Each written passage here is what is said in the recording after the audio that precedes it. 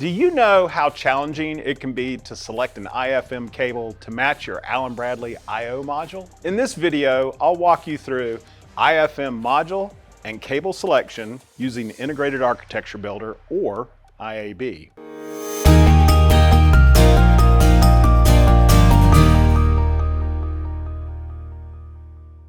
First, we'll be going through how to select digital I/O modules. Once you've opened IAB, select File, then New to create a new workspace. Select With Hardware, give your project a name, and then OK. This will open the Add New Hardware window. In this example, we'll be selecting modules and cables for the 1756 ControlLogix I/O. Once you select the chassis size, and click OK. Once your chassis loads, go to the device list and select your I/O module. For this exercise, we'll type in 1756 IB16, then click Search.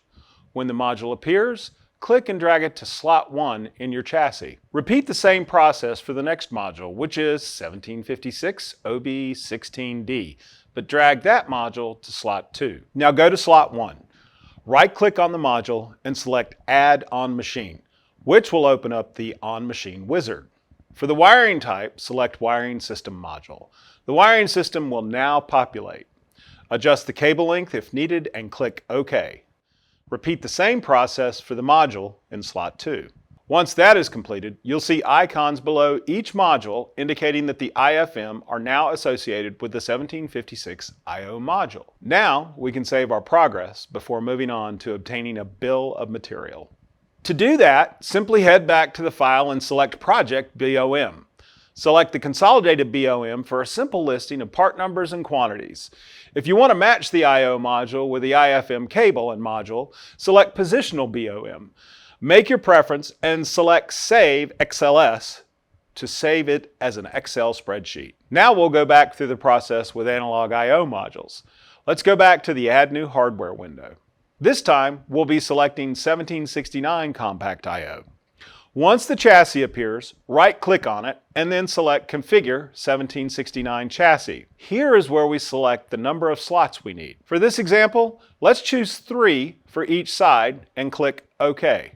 Now in the device window, enter 1769-IF8 and select Search.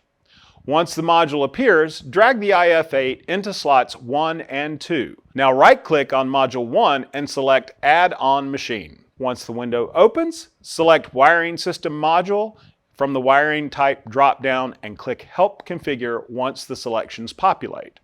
This will open the advanced options. Go to the Cable drop-down and select the correct cable for your application. Here is where we need to keep in mind that analog input devices can have 4 configurations. The wiring can either be single-ended or differential, and the signal it sends can either be voltage or current.